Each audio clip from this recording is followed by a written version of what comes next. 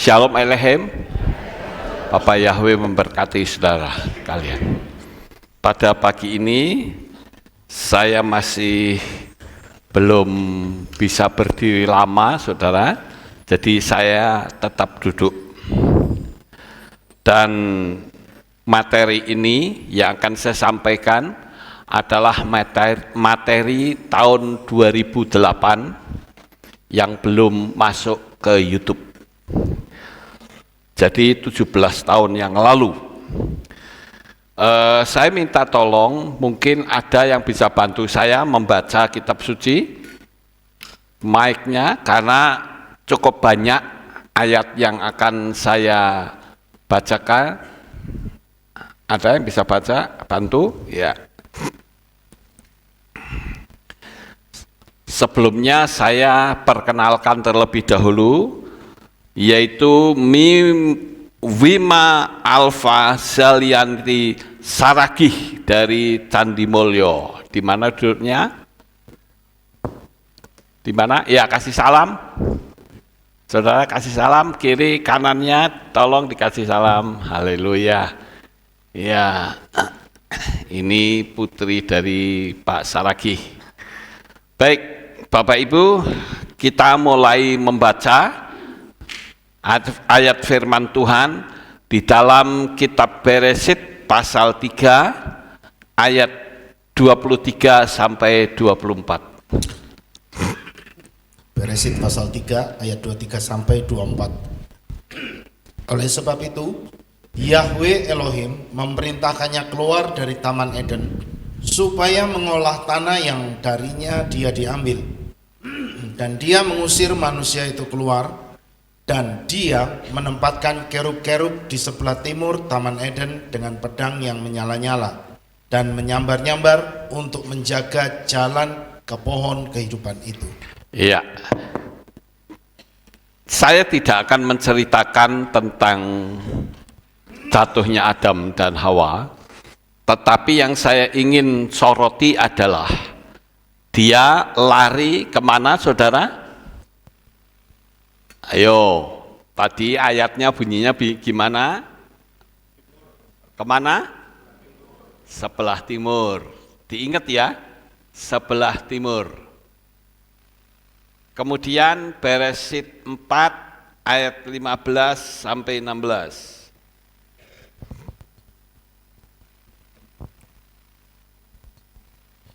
Dan dalam hal ini berfirmanlah Yahweh, sesungguhnya setiap orang yang membunuh Kain, dia akan dibalas 7 kali lipat.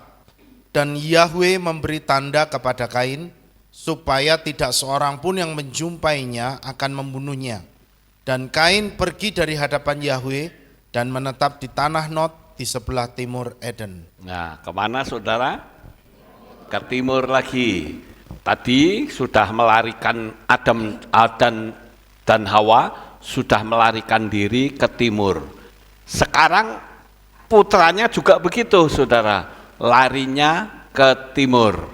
Ya, saudara perhatikan kata timur ini. Ya, sekarang kita lihat di dalam kitab Beresit pasal 11 ayat 1 sampai 2. Beresit pasal 11 ayat 1 sampai 2. Adapun seluruh bumi itu satu bahasanya dan satu logatnya. Dan terjadilah dalam perjalanan mereka dari timur, mereka menemukan lembah di tanah Sinear, maka menetaplah mereka di sana. Di mana saudara? Di timur lagi. Kita perhatikan ada apa ini sebetulnya di timur ini saudara. Ya, kita baca satu kali lagi. Beresit pasal 13 ayat 10 sampai 11. Dan Lot mengangkat matanya dan melihat ke seluruh lembah Yordan, bahwa daerah itu seluruhnya terairi sebelum pembinasaan Yahweh terhadap Sodom dan Gomora, seperti taman Yahweh, seperti tanah Mesir, jika engkau memasuki Zoar. Maka Lot memilih bagi dirinya seluruh lembah Yordan itu, dan Lot menempuh yang sebelah timur dan mereka berpisah seorang dari yang lain. Nah, kembali kita mendengar kata timur. Pernahkah saudara merenung, kenapa setiap ada pemberontakan selalu larinya ke timur, saudara? Tadi Adam dan Hawa, dia memberontak di Taman Eden, larinya ke timur. Waktu Menara Babel juga ada di timur. Ada apa di timur? Ya. Nah, kata timur itu dalam bahasa Ibrani adalah kedem. Kedem ini mengarah kepada mata angin kita, yaitu ke timur. Saudara tahu is ya, kata is itu adalah timur. Tertulis kata kedem. Sekarang kita akan selidiki, ada apa di timur, saudara? Kenapa larinya ke timur? Nah, kata kedem, huruf pertamanya adalah kof. Kof itu terdiri dari dua huruf ya, zain dan kuf. Itu huruf kof ya. Angka gematrianya adalah 100. Sedangkan kof itu huruf yang ke-19. Sekarang kita akan pelajari dua kalimat zain dan kaf. Zain itu pedang ya, gambaran dari perlindungan Tuhan. Kaf itu dari kata keter atau mahkota, sebagai gambaran dari kemuliaan. Adapun kof sendiri adalah kudus atau suci. Jadi di sini kita melihat ada satu kekuatan misterius yang memberikan anugerah keselamatan kepada orang berdosa. Bukan satu kebetulan, saudara, kalau Adam dan Hawa itu lari ke timur. Mengapa tidak lari ke selatan saja? Mengapa tidak lari ke utara saja? Selalu larinya ke timur. Dan kita juga berada di timur, saudara. Kita ini di timur, ya. Makanya kalau kita sering dengar kata, oh kita ini orang timur, harus jaga sopan santun. Kita ini orang timur, saudara. Nah, kita sudah mempelajari kata kedem, berarti timur, di arah timur ada satu kekuatan misterius. Apakah kekuatan itu, saudara? Ya, kita pelajari supaya saya berharap saudara bisa mengikuti saya pelan-pelan. Yang nggak ngerti, saudara bisa ulang kembali videonya. Nah, masih kata kedem. Huruf yang keduanya adalah dalet. Di sini kof, dalet, dan mem. Ya, dalet itu mengarah kepada gambaran pintu untuk memperoleh keselamatan, yaitu Yesua Hamasiah. Karena Yesua berkata, akulah pintu. Jadi tanpa melalui Yesua, tidak mungkin manusia memperoleh keselamatan. Sesuci apapun, mustahil manusia mendapatkan keselamatan. Oleh karena itu, keselamatan hanya melalui Yesua Hamasiah. Kemudian kita lihat kata kedem memnya, mem itu mayim, saudara. Mayim itu air, sebagai lambang kehidupan. Karena tanpa semua makhluk, tanpa air pasti mati.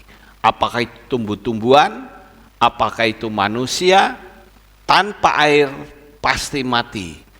Oleh karena itu, kita manusia yang berupa tubuh seperti ini juga sebagian besar adalah air.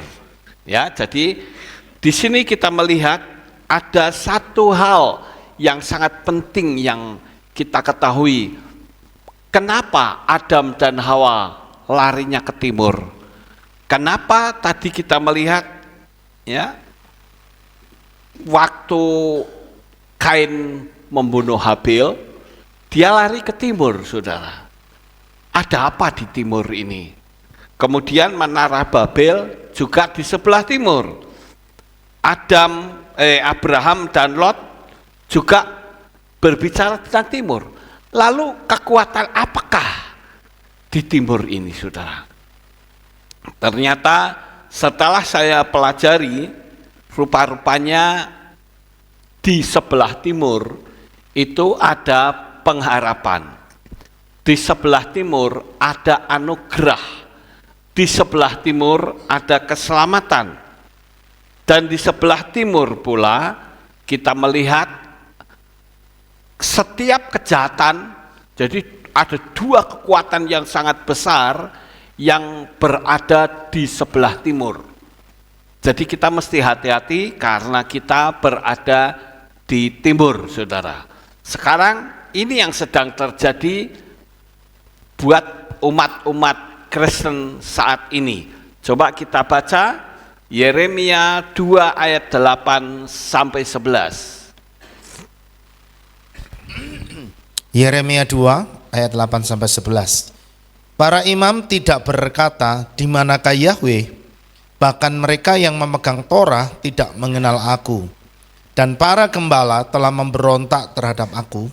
Dan para nabi bernubuat demi Baal, dan telah mengikuti apa yang tidak berguna. Sebab itu, aku masih akan menentangmu, firman Yahweh, dan aku akan melawan anak cucumu. Maka lintasilah pantai-pantai Kitim dan lihatlah, dan utuslah orang ke Kedar, dan pahamilah baik-baik, dan lihatlah, apakah pernah ada yang seperti ini? Pernahkah suatu bangsa menukar ilah-ilahnya, meskipun mereka bukan Elohim? Namun umatku telah menukar kemuliaan mereka dengan apa yang tidak berguna. Nah, saudara perhatikan kata Kitim dan Kedar. Saudara perhatikan juga bahwa ada satu bangsa yang menukar Elohimnya dengan berhala. Nah, saudara lihat gambar itu adalah kekasih kita dulu, mantan kita yang kita sembah, saudara. Jadi mustahil manusia bisa selamat kalau kita menyembah Baal. Itu sudah ditemukan, ya.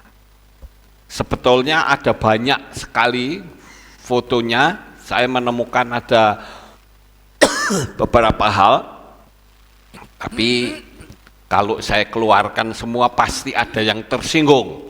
Jadi saya keluarkan satu saja. Ini kekasih kita.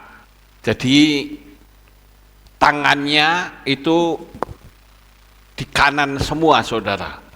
Dan tangannya itu tidak ada kirinya, kanan semua. Ya, jadi itulah fotonya. Sekarang saudara perhatikan kata Kedar, kita baca terlebih dahulu, ya. Beresit 25 ayat 13. Dan inilah nama-nama anak Ismail, sesuai nama-nama mereka, menurut silsilah mereka, Nebayot, anak sulung Ismail, dan Kedar, dan Abdil, dan Mibsam. Ya, keturunannya siapa, saudara? Nah, kita menyebutnya kaum Kedar, ya. Dan kita coba baca Difre Hayamim Alef atau 1 Tawarikh pasal 1 ayat 29. Inilah generasi mereka. Anak sulung Ismail ialah Nebayot, kemudian Kedar, dan Abdil, dan Mibsam. Nah, saudara, Ini yang saya soroti dua, yaitu Kedar dan Kitim. Sekarang kita melihat di dalam kitab Daniel pasal 11 ayat 30 sampai dengan 31. Sebab kapal-kapal orang Kitim akan datang melawannya. Kemudian dia akan berduka cita, lalu berbalik dan menjadi geram terhadap perjanjian kudus. Setelah itu ia akan bertindak dan akan kembali dan memahami mereka yang meninggalkan perjanjian kudus. Kekuatan akan muncul daripadanya dan mereka akan menajiskan tempat kudus, benteng itu, dan akan menghapuskan kurban terus-menerus yang telah ditetapkan. Mereka akan menegakkan kekejian yang membinasakan. Menegakkan kekejian.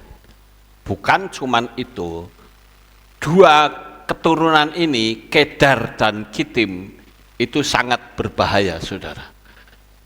Mereka adalah spirit di mana orang yang ikut mereka itu gampang sekali tersinggung, saudara.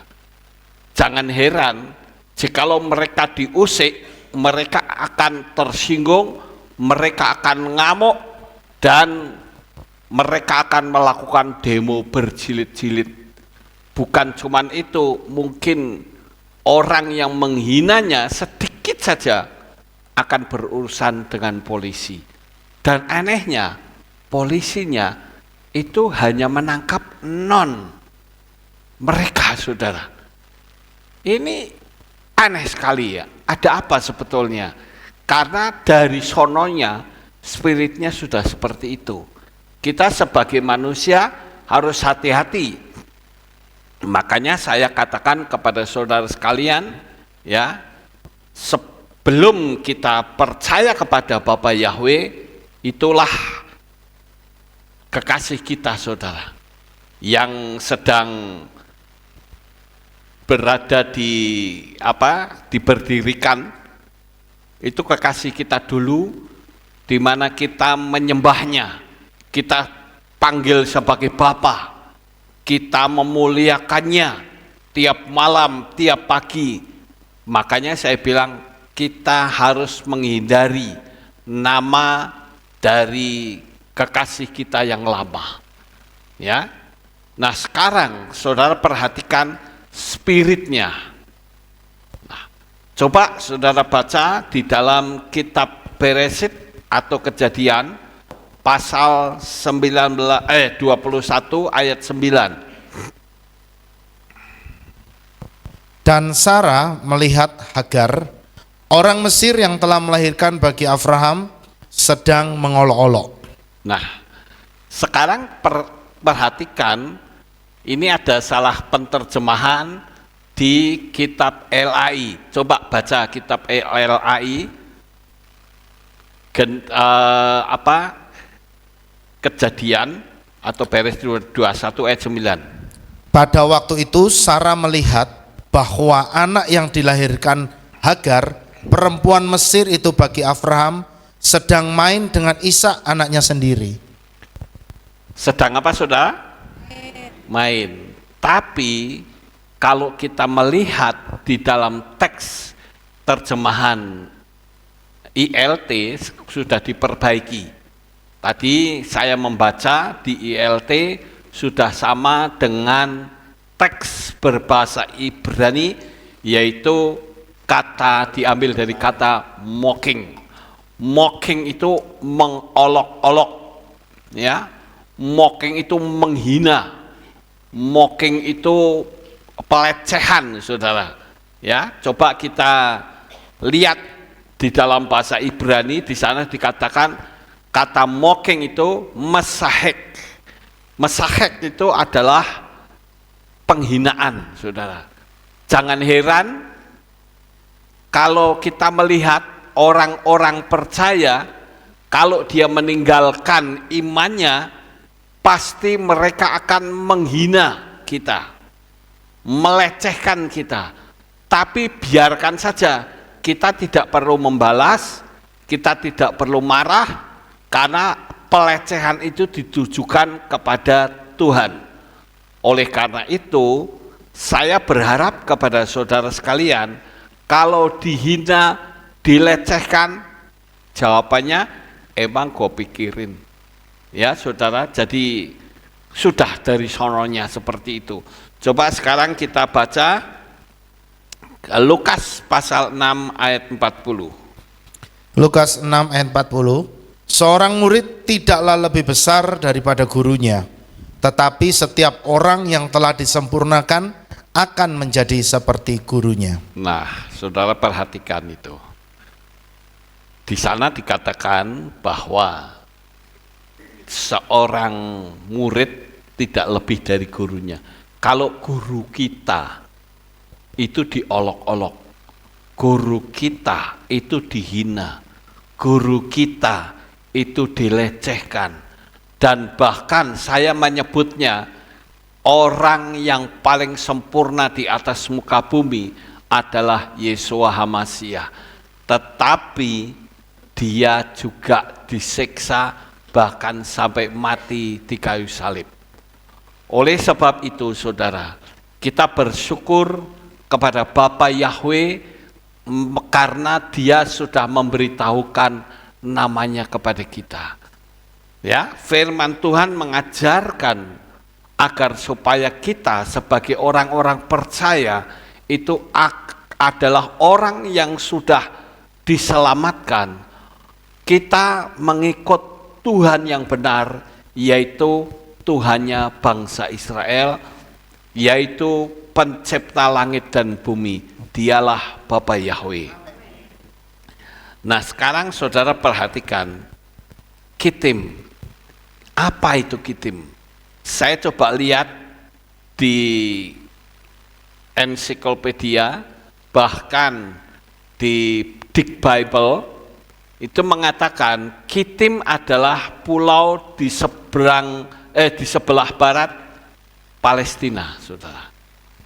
Dan kata Kitim itu memiliki arti bruise atau tukang pukul.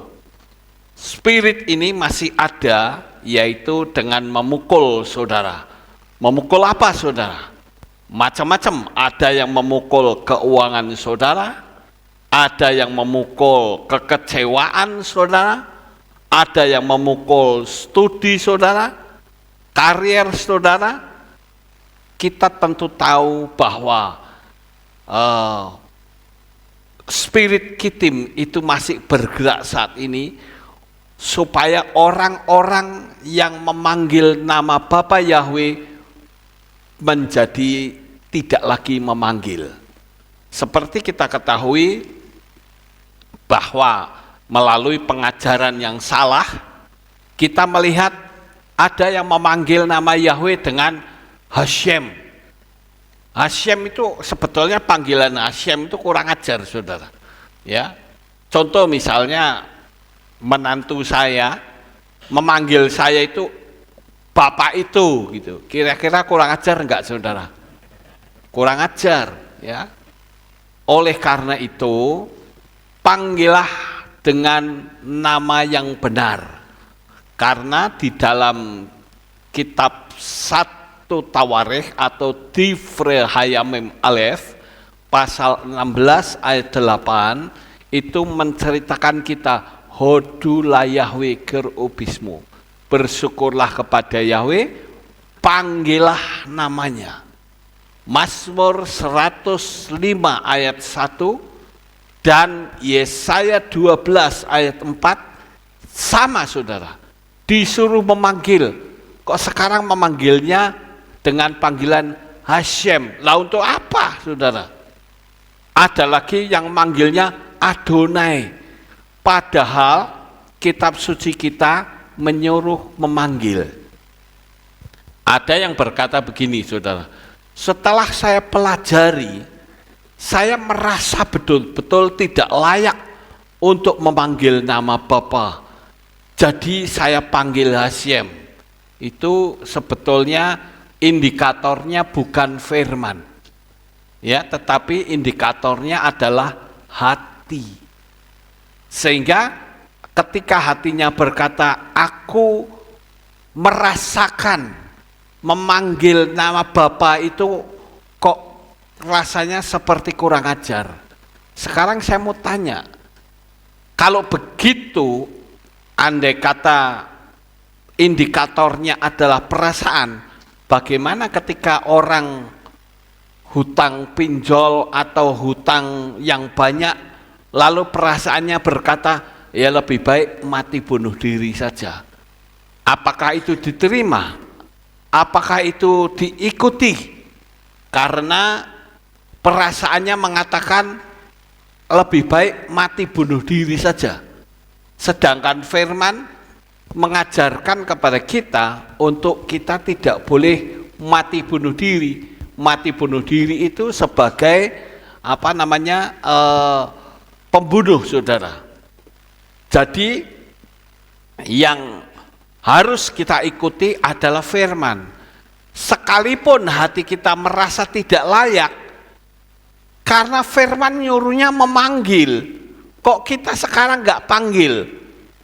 Lalu indikatornya apa? Ya, ada orang-orang yang seperti itu, termasuk orang Yahudi, saudara.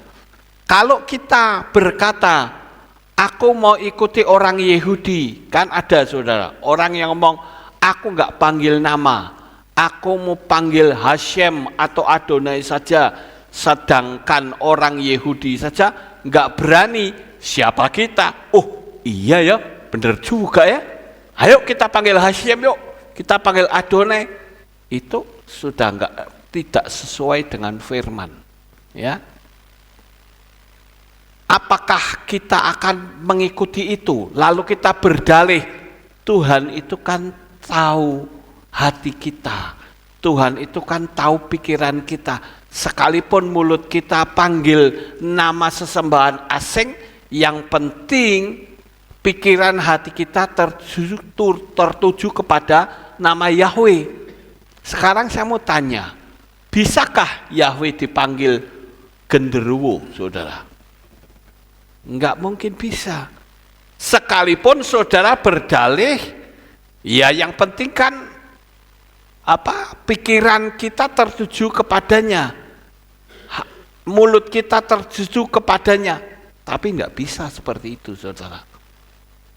Makanya saya sering mengatakan, kalau saja peristiwa Raja Nebukadnezar, ada 3 pemuda, Hananya, Misael, Azaria, 3 tokoh yang hebat ini, mereka memanggil nama Yahweh, disuruh sujud sekali saja tidak mau. Kalau di situ ada pendeta pasti akan berkata, mbok sujud sih, paling 1 menit, nanti kalau sudah kan minta ampun. Dia kan maha pengampun. Betul saudara, dia maha pengampun? Betul, ya sudah sembah saja. Mau nyembah setan kayak mau nyembah apa tuyul kayak enggak apa-apa. Yang penting setelah itu minta ampun. Apakah bisa seperti itu? Enggak bisa. Kita harus tunjukkan iman kita. Ya, jangan lalu dumeh Tuhan itu tahu hati kita, Tuhan tahu pikiran kita, lalu firman itu dipelintir, saudara. Sama seperti kata kitim yang berarti bruise atau tukang pukul. Apakah mereka mengancam lalu kita memanggil nama sesembahan asing? No way. Ya, nggak bisa seperti itu, saudara. Kita harus tunjukkan bahwa kita itu adalah anak-anak dari Bapa Yahweh. Jangan kita mengikuti arus yang sedang terjadi. Nah, coba sekarang kita lihat, saudara. Kita masih berada di timur, di dalam kitab Yehezkiel pasal 43 ayat 1 sampai dengan ayat yang keempat, kita akan baca bersama. Dan dia memimpinku ke gerbang gerbang yang menghadap ke arah timur. Dan lihatlah, kemuliaan Elohim Israel datang dari arah sebelah timur. Suaranya seperti suara air yang bergemuruh, dan bumi bersinar karena kemuliaannya.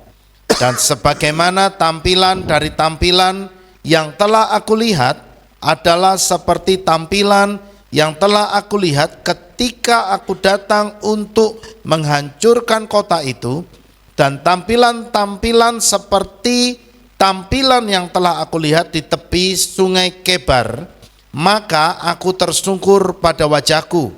Kemuliaan Yahweh masuk ke dalam bait itu melalui jalan ke gerbang yang mukanya ke arah timur.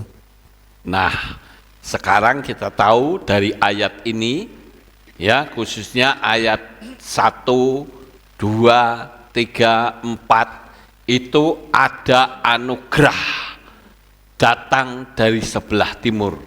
Ya, di ayat yang keempat dikatakan kemuliaan Yahweh masuk ke bait itu melalui jalan ke gerbang yang mukanya ke arah timur, saudara. Jadi kita orang Indonesia itu mendapatkan anugerah dari Bapa Yahweh. Amin. Sekarang saudara lihat, nama Bapa Yahweh mulai berkumandang di seluruh alam jagat raya, dimulai dari mana? Dari Indonesia, saudara. Ya, saya bersyukur Tuhan pakai saya, orang kedua setelah Pak Dr. Suradi bin Abraham, ya, saya mulai meneriakkan nama Yahweh di institusi gereja. Sebelum saya ada banyak sekali yang memanggil nama Yahweh, tapi mereka tidak berani untuk menyuarakannya, saudara. Tetapi saya memberanikan diri untuk menyuarakan nama Yahweh dari institusi gereja. Sekarang kita melihat nubuatan lagi di kitab Yesayahu pasal 46 ayat 11. Yang memanggil seekor burung pemangsa dari timur, orang yang menggenapkan rancanganku dari negeri yang jauh. Ya, aku telah mengatakannya, aku juga akan mewujudkannya, aku telah menyusunnya, aku juga akan melakukannya. Nah, sekarang saudara perhatikan, ada satu negara yang berada di timur, simbolnya adalah burung pemangsa atau burung buas. Itu negara mana, saudara? Indonesia, ya. Jadi Indonesia itu mendapat anugerah yang luar biasa yang Tuhan berikan kepada kita semuanya. Kita bersyukur. Jadi jangan kalau ada benturan dengan teman satu kehilat atau mungkin nggak sesuai dengan keinginan kita, lalu kita mutung, kita meninggalkan Tuhan, kita pindah ke tempat lain, saudara, di mana nama Yahweh tidak diberitakan. Lalu saudara menggunakan alasan bahwa Tuhan itu tahu hati dan pikiran. Sekarang saya mau tanya saudara, di tempat ini sebuah ilustrasi, atau kita baca dulu ayatnya, ya, di dalam kitab Devarim atau Ulangan pasal 12 ayat 5 sampai ayat yang ke-6. Kita baca dulu. Nanti disambung ayat 13 dan 14. Pasalnya sama. Ulangan 12 ayat 5 sampai 6. Sebaliknya, ke tempat yang akan Yahweh Elohimu pilih dari antara semua sukumu untuk menempatkan namanya di sana, yang kamu harus mencarinya untuk dia berdiam, maka kesanalah kamu harus masuk. Kesanalah harus kamu bawa persembahan-persembahan bakaranmu dan kurban-kurbanmu dan persepuluhan-persepuluhanmu dan persembahan hunjukan dari tanganmu dan persembahan-persembahan nasramu, dan persembahan-persembahan sukarelamu, dan anak-anak sulung lembumu, dan kambing dombamu. Sudah disambung ayat 13. 14. Ayat 13. Awasilah dirimu supaya jangan engkau buat persembahan-persembahan bakaranmu membumbung di setiap tempat yang dapat engkau lihat. Saudara perhatikan, di situ bicara tempat, saudara. Kita harus berawas-awas, tidak boleh mengikuti keinginan hati kita. Kita tidak boleh memberikan persembahan-persembahan yang salah. Sekarang saya mau naikkan sebuah ilustrasi cerita dari ayat ini, saudara. Melalui ayat ini ya.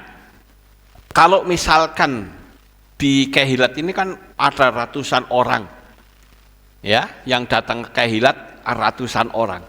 Sekarang ada 5 saja yang sedang main judi. Kira-kira ketika digerebek polisi, ratusan orang yang begini banyak ini kena semua atau cuma 5 orang saja? Mereka itu cuma penonton loh, saudara. Mereka nggak ikut main judi. Kena atau tidak? Kena, saudara. Ya, sekalipun cuma nonton. Ingat itu. Kita diciduk semuanya. Bukan cuman itu saja, tetapi kita bisa berurusan dengan penjara, saudara. Sekalipun kita tidak main judi, karena kita dianggap mendukung. Sekarang pertanyaannya, bagaimana orang yang sekian ratus ini ternyata ada polisinya di dalam? Polisinya kena atau tidak? Tetap kena, saudara. Jadi jangan berdalih yang macam-macam. Kitab suci memberitahukan dan fakta membuktikan, sekalipun tidak main judi dan nonton saja tetap kena, sekalipun itu polisi. Tapi ada tapinya, saudara. Kalau polisinya itu adalah intel yang sedang bekerja, di situ kena atau tidak? Enggak kena. Saya yakin saudara pasti sudah mengerti hal ini. Kalau saudaramu ke tempat lain, ya, itu asal ada misi, itu enggak apa-apa, saudara. Tapi tujuannya adalah memberitakan. Ingat itu, saudara. Hanya memberitakan saja. Dan ada batas waktunya. Itu namanya memberitakan. Kalau enggak ada batas waktunya, berarti saudara ikut bergabung. Dan itu bersalah di hadapan Tuhan. Ilustrasi kedua, ya, pada waktu dulu, tahun 65, ya, ada peristiwa yang cukup tragis, pemberontakan PKI, saudara. PKI itu ada yang namanya Baperki, itu subpartainya. Nah, di desa saya itu kalau Baperki itu kan suka minta-minta, saudara. Minta-minta kepada orang-orang Chinese. Ada yang nyumbang 50 rupiah, ada yang nyumbang 100 rupiah, ada yang nyumbang 300 rupiah. Itu pada waktu PKI diilegalkan, ya, dihancurkan oleh negara Indonesia, tidak boleh menjadi partai terlarang, maka listnya itu kena ke tangan aparat, saudara. Nah, pada zaman dahulu, ya, itu orang yang namanya tercantum di dalam list tersebut itu didatengin sama aparat, saudara. Saudara ikut nyumbang berarti saudara ikut mendukung. Sekarang ikut kami pergi ke Pulau Buru, ya rencana akan dibawa ke Pulau Buru, saudara. Dibawa ke dalam truk. Lalu ada yang beralasan begini, saya ini kan anggota partai A, anggota partai B. Lalu aparat itu mengatakan bahwa Anda itu termasuk pengkhianat partai. Kenapa disebut pengkhianat partai? Karena partainya A kok nyumbang PKI, saudara. Berarti Anda itu menjadi pendukungnya. Maka saudara harus ikut saya naik truk. Saya mendengar itu akan dibawa ke Pulau Buru. Tapi ternyata di tengah jalan disembelih, saudara. Disembelih di tengah jalan, dilemparin ke dalam sungai. Jadi kalau begitu jangan main-main soal nama, ya. Kita bersyukur punya anugerah dari Bapak Yahweh. Saya menganjurkan kalau saudara mau pindah, saya tidak keberatan. Wong saya di sini tidak mencari pengikut, saudara. Pengikutnya adalah milik Bapak Yahweh. Kalau saudara mau pindah, pindahlah ke tempat pengagung Bapak Yahweh. Ya, itu baru benar, saudara. Jangan pokoknya aku ring gereja, ndak bisa begitu, saudara. Itu tadi di dalam kitab Devarim jelas sekali berbicara tentang tempat, saudara. Sampai di sini kira-kira saudara paham? Bisakah saudara mengikuti apa yang saya ucapkan? Bisa. Sekarang kita akan melihat di dalam kitab Maleakhi pasal 1 ayat 11. Kitab Maleakhi pasal 1 ayat 11. Sebab dari timur sampai ke barat, namaku akan menjadi besar di antara bangsa-bangsa, dan di segala tempat akan dibawa dupa bagi namaku, dan persembahan sajian yang murni. Sebab besarlah namaku di antara bangsa-bangsa. Yahweh Sebaot berfirman. Nah, saudara, kita kembali melihat kata timur di situ. Sebab dari timur ke barat namaku akan menjadi besar. Jadi kita bisa ketahui bahwa kita yang tinggal di Indonesia itu mendapatkan anugerah. Sekarang kita membaca untuk membuktikan atau mengingat bahwa ini adalah nubuatan untuk Indonesia, yaitu di dalam kitab Yesayahu pasal 42 ayat 10 sampai ayat 13.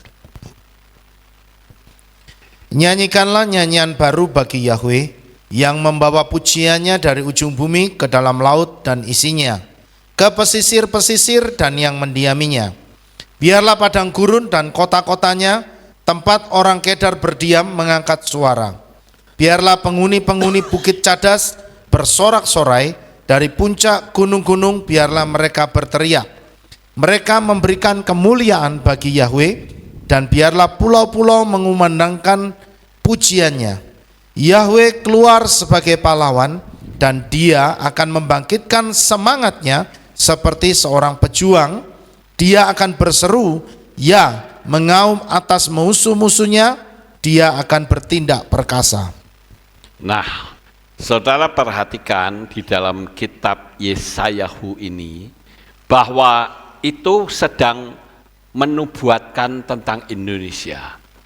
Memang di situ tidak ada kalimat Indonesia, Tapi kita tahu bahwa negara kepulauan terbesar di dunia ini ada di mana? Indonesia, saudara. Dan sekarang yang kota-kotanya didiami Kedar, di mana? Di Indonesia. Kota-kotanya itu banyak didiami oleh kaum Kedar, keturunan Ismail, saudara. Itu bicara Indonesia. Kita bersyukur kita mendapatkan anugerah yang sangat luar biasa yang Tuhan berikan kepada kita, bahwa kita bisa memanggil nama kudus Bapa Yahweh. Jadi jangan sampai kita meninggalkannya oleh karena hanya soal materi, hanya karena soal pasangan hidup, hanya karena soal bisnis. Jangan sampai, saudara. Ada ayat firman Tuhan yang mengatakan, apalah artinya kita memperoleh harta seisi dunia, seisinya, kalau jiwa kita binasa. Saya bersyukur, saudara, tantangan-tantangan yang saya hadapi karena memanggil nama Yahweh sekarang sudah mulai, ya istilahnya sudah berakhir. Artinya apa? Tidak seperti dulu awal-awal, itu berat sekali. Sekarang di mana-mana orang sudah memanggil nama Yahweh, panggil nama Yeshua HaMashiach. Jadi sudah tidak seperti dulu, saudara. Oleh karena itu saya menghimbau kepada saudara, tetapkan nama Bapa tinggal di dalam hati saudara sekalian, ya. Nah, ada nubuatan keselamatan terhadap orang Kedar. Saudara tahu bahwa tadi ya di dalam kitab suci dikatakan, nyanyikanlah nyanyian baru bagi Yahweh. Ternyata orang-orang Kedar itu bertobatnya langsung dijamah oleh Tuhan, kebanyakan tidak melalui penginjilan, saudara. Penginjilan itu sangat sedikit sekali mendapatkan jiwa-jiwa, tetapi langsung ke hati mereka. Yahweh di dalam Yeshua HaMashiach menyelamatkan orang-orang Kedar itu langsung ke hati mereka melalui pujian, saudara. Ya, di channel YouTube saya menemukan ada orang-orang Kedar, ya, keturunannya Ismail yang bertobat. Itu karena apa? Nyanyian, saudara. Nah, sekarang ada nubuatan. Kita baca Yesaya 60 ayat 1 sampai ayat 7. Bangkitlah, menjadi teranglah, karena terangmu telah datang, dan kemuliaan Yahweh telah bangkit atasmu. Sebab lihatlah, kegelapan akan menutupi bumi, dan awan gelap menutupi bangsa-bangsa. Namun Yahweh akan bangkit atasmu, dan kemuliaannya akan terlihat di atasmu. Dan bangsa-bangsa akan datang kepada terangmu, dan raja-raja ke arah cahaya fajarmu. Angkatlah matamu dan lihatlah ke sekelilingmu, mereka semua telah dikumpulkan, mereka datang kepadamu. Anak-anak lelakimu akan datang dari jauh, dan anak-anak perempuanmu akan didukung di gendongan. Pada waktu itu kamu akan melihat dan berseri-seri, dan hatimu akan menjadi kagum dan lega, karena kelimpahan lautan akan dikembalikan kepadamu. Kekayaan bangsa-bangsa akan datang kepadamu. Sejumlah besar unta akan menutupimu, unta-unta muda dari Midian dan Eva.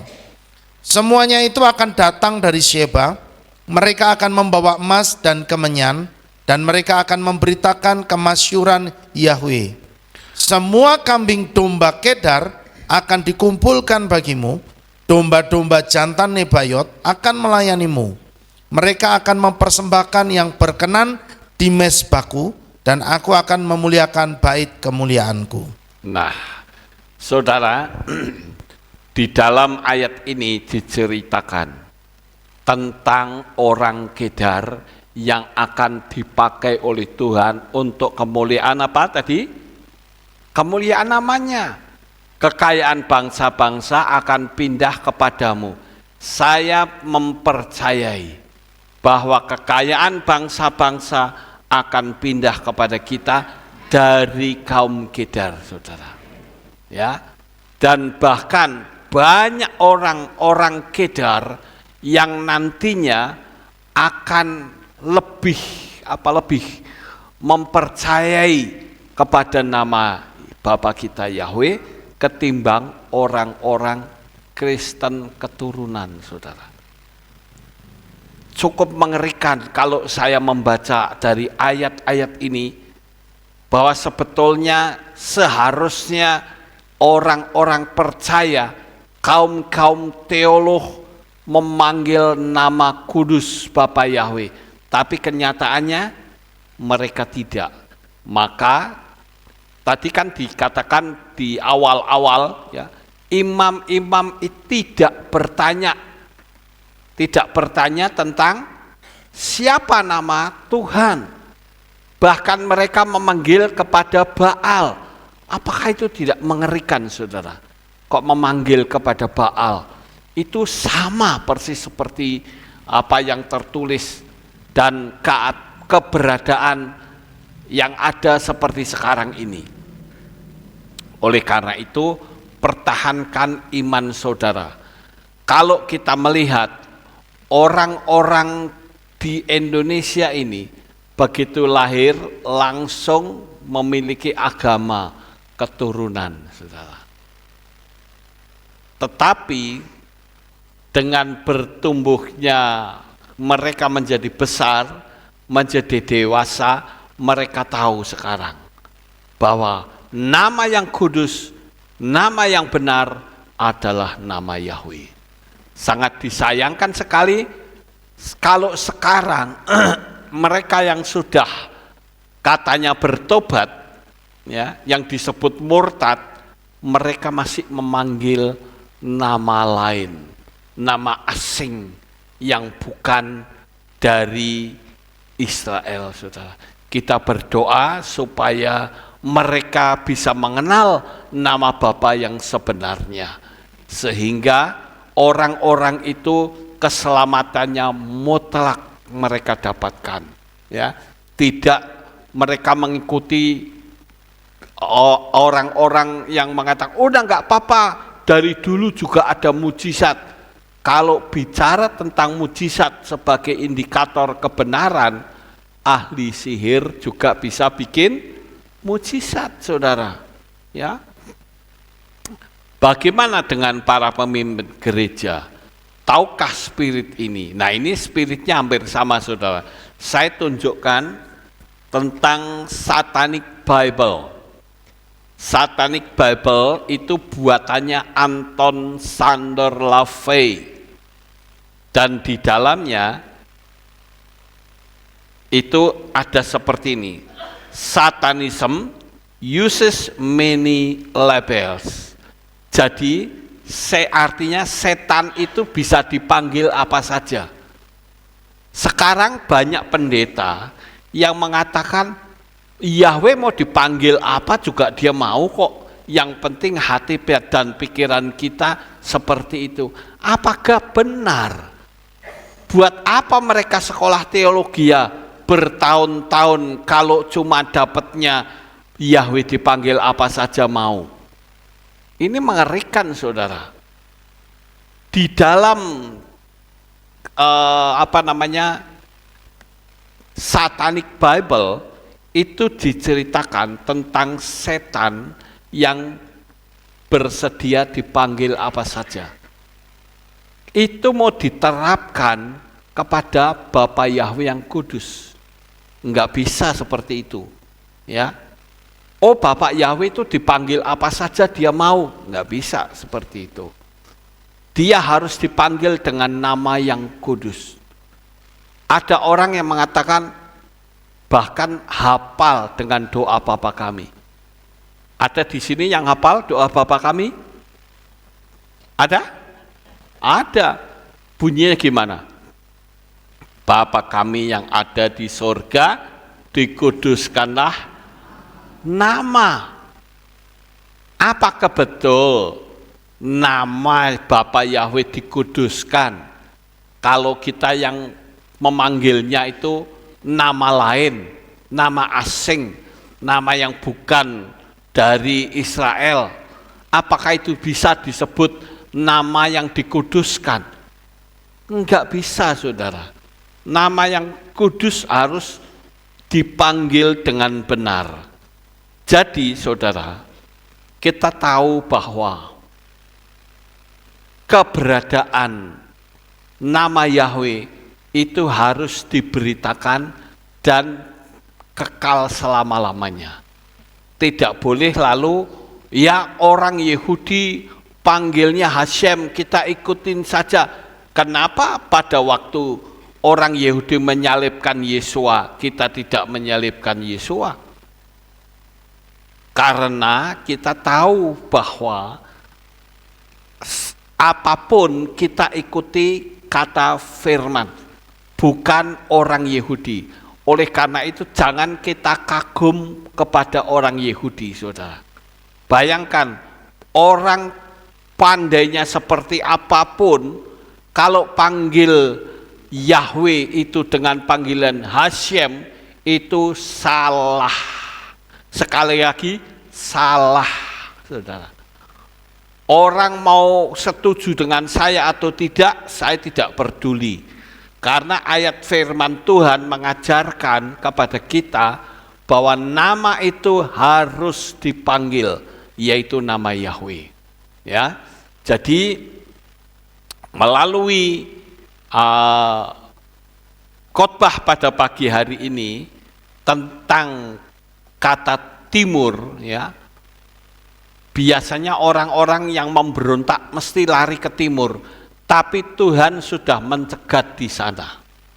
Tuhan sudah menganugerahkan keselamatan di sana. Kita juga berada di timur, kita mendapatkan anugerah keselamatan dari Bapa Yahweh. Oleh karena itu, saya sekali lagi memberitahu kepada saudara sekalian agar supaya tetap teguh, jangan goyah. Apapun yang terjadi, kita harus tetap panggil nama Bapa Yahweh. Perlu saudara ketahui, misi dan visi kita itu hanya sampai kepada rapture saja. Bolak-balik saya ngomong begini supaya saudara hafal, supaya saudara tercuci pikirannya. Karena setelah rapture, keselamatannya itu sulit sekali, saudara. Ada yang ngomong keselamatannya melalui darah sendiri. Mana bisa, saudara? Kalau diseksa 1 hari saja, menyerah apa enggak? Menyerah. Berapa banyak maling-maling yang tidak mau mengaku, lalu dia disiksa di kantor polisi. Lalu kita melihat akhirnya maling itu mengakui. Bahkan yang tidak maling pun mengakui maling ketika dia mengalami siksaan. Enggak ada yang kuat. Padahal kitab suci sudah menulis dengan jelas bahwa setelah rapture itu akan ada siksaan yang maha berat, di mana maut lari meninggalkan manusia. Saya ingin kita rapture bersama-sama, saudara. Begitu juga dengan saudara yang mengikuti streaming ini. Saya tidak jemu-jemunya dalam doa saya selalu mengatakan Tuhan selamatkan para subscriber yang sudah memanggil nama Yahweh supaya mereka diselamatkan. Karena kalau mereka tidak diselamatkan, sengsaranya luar biasa. Ya, saudara punya uang berapapun akan berubah menjadi 0, saudara. Apakah saudara punya uang 1 juta triliun saudara bisa nikmati? Enggak bisa, saudara. Apakah saudara punya uang 1 miliar bisa nikmati? Tidak bisa. Semua keuangan saudara akan disita oleh mereka. Kecuali bagi saudara yang mau menjadi anggota mereka. Tetapi dengan menjadi anggota mereka, maka saudara sudah masuk dalam kebinasaan. Oleh karena itu saya menganjurkan agar waktu yang singkat ini pergunakan dengan sebaik-baiknya. Jangan sampai hanya karena materi saudara meninggalkan Tuhan. Ingat saudara, sekali lagi saya ingatkan kepada orang-orang yang mengikuti streaming saya, bahwa waktu yang pendek, waktu yang singkat ini pergunakan dengan sebaik-baiknya. Saudara punya properti sebanyak apapun, nggak bisa saudara tempati sendiri kalau sudah rapture. Dan pendeta-pendeta akan digeruduk sama jemaatnya sendiri kalau tidak ikut rapture, saudara. Mereka pasti akan berkata, kenapa kok kita tidak ikut rapture? Ya karena tidak memanggil nama Bapa yang benar. Oleh karena itu saya ingin agar supaya kita bisa sama-sama selamat, panggillah nama Yahweh dengan benar. Amin. Dan bukan cuman itu, tapi juga ikut termeterai, saudara. Dulu kita dibaptis dalam nama siapa? Nama Bapa. Nama Bapaknya siapa? Harus jelas, saudara. Nama anak, anaknya siapa? Ya, seperti orang berpikir Tritunggal atau 3 menjadi 1, itu kan sebuah pemikiran teologi yang super sesat. Karena Tuhan kita itu ehad, saudara. Tuhan kita itu 1, bukannya 3, seperti apa kata banyak orang. Ya. Oleh karena itu, saya sebagai gembala menganjurkan, ayo kita setia kepada nama Bapa supaya kita bisa rapture bersama. Waktunya sudah tidak lama lagi, saudara. Ya, bagi saudara yang punya jabatan, pergunakan jabatan saudara untuk memuliakan nama Tuhan. Bagi saudara yang punya uang, pergunakan uang saudara untuk memasyurkan namanya. Karena waktu yang pendek dan singkat ini pergunakan dengan sebaik-baiknya. Sekali lagi, melalui materi ini saya ingin saudara sekalian bisa betul-betul mengikuti firman Tuhan, ya. Sebuah nubuatan itu sudah jelas. Indonesia mendapatkan anugerah, ya. Saya katakan kota-kota yang banyak didiami kaum Kedar, ya Indonesia, saudara. Bahkan orang Kedar terbesar di dunia itu ada di Indonesia, ya. Jadi saya ingin agar supaya saudara tetap bertahan sampai pada akhirnya. Amin buat firman Tuhan. Sukses besar untuk saudara. Bapak Yahweh memberkati. Kita tunduk kepala dan kita akan berdoa. Kami mengucapkan terima kasih dan syukur kepadamu ya Bapa. Kami sudah mendengar firman-Mu. Biarlah apa yang kami dengar, kami boleh tanamkan di dalam dasar hati kami, sehingga kami tidak mudah untuk meninggalkan-Mu. Waktu yang sudah tidak lama ini, kami pergunakan dengan sebaik-baiknya. Oleh karena itu, kami persembahkan seluruh kehidupan kami di dalam tangan-Mu. Terpujilah Engkau, di dalam nama Adonai Yeshua HaMashiach, kami sudah berdoa. Amin. Kita akan dengar, tidak ada pengumuman. Baik Bapak Ibu, karena tidak ada pengumuman, kita akan akhiri kebaktian kita. Mari kita bangkit berdiri dan kita akan mengucapkan syukur kepada Tuhan. Kita akan tutup di dalam doa. Terima kasih Bapa Yahweh, selesai sudah ibadah kami dari awal, pertengahan sampai pada akhirnya. Sebentar lagi jemaat-Mu akan kembali pulang ke rumah mereka masing-masing. Tuntunlah mereka hingga sampai di rumah dengan selamat. Dijauhkan mereka dari malapetaka. Engkau memberkati mereka dengan berkat yang berkelimpahan. Berilah hikmat akal budi supaya mereka memiliki iman yang teguh kepada Engkau. Terima kasih Bapa. Pertemukan kembali pada jam-jam ibadah mendatang di dalam kasih-Mu. Terpujilah Engkau ya Bapa, di dalam nama Tuhan Yeshua HaMasiah kami sudah berdoa. Mari kita angkat tangan kita akan naikkan doa berkat atau birkat Kohanim. Yevarecheka Yahweh wa yismereka.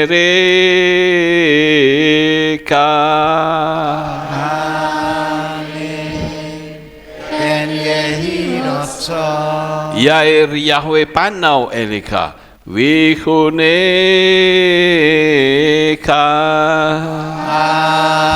Amen. Ben yehi rotso.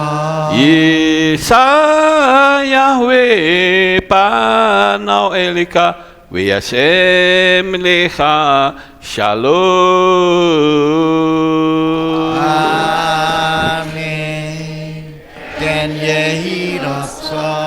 Baruk ata Pair ufaruk ata Pesadeh. Diberkatilah engkau di kota dan diberkatilah engkau di ladang. Amin. Baruk peri bitnecha ufri atmatka ufri fahemteka shekar alapeka wa esterot soneka. Diberkatilah buah kandunganmu, diberkatilah hasil bumimu, hasil ternakmu, anak-anak lembu sak lembumu dan anak-anak dombamu. Amin. Baruk tan akha umisarteka, diberkatilah bakulmu dan tempat adonanmu. Amin. Baruk ata boboika ufaruk ata betseteka, diberkatilah engkau pada waktu masuk dan diberkatilah engkau pada waktu keluar. Amin. Baruk ata Yahweh Eloheinu melek haolam, beshem Yeshua HaMasiah waruh hakodes kile olam faet. Di dalam nama Tuhan Yeshua HaMasiah kami sudah berdoa. Haleluya. Yevareka V'yismereka Yevareka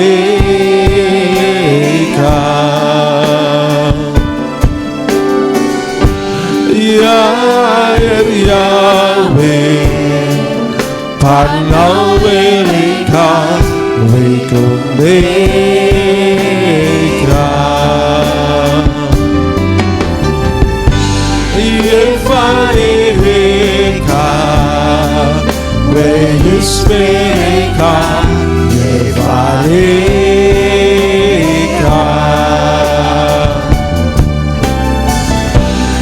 Yisa Yahweh Panau Elika V'yismereka V'yasemleka Shalom.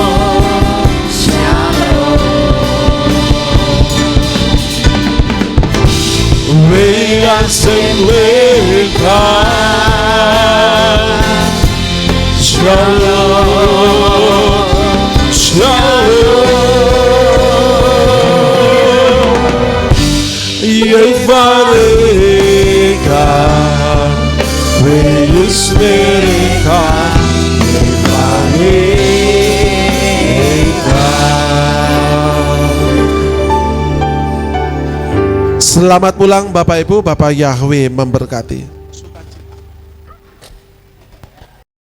Bapa Yahweh yang Maha Kuasa, Terima kasih atas kehadiran Bapak Ibu Saudara sekalian dalam ibadah bersama kami di Kehilat Alef Tau Magelang. Doa saya Bapa Yahweh memberkati dengan kesehatan yang sempurna, damai sejahtera dan berkat materi yang semakin melimpah. Kami menunggu kembali kehadiran Bapak Ibu Saudara sekalian pada jam yang tersedia. Hari Sabat jam 5 pagi, hari Minggu jam 6 pagi, hari Rabu jam 6 sore. Siap sedialah sebagai mempelai Hamasiah untuk menyambut kehadiran mempelai pria kita yaitu Adonai Yeshua Hamasiah di awan-awan yang permai. Amen lehitraot. Shalom, sampai jumpa kembali.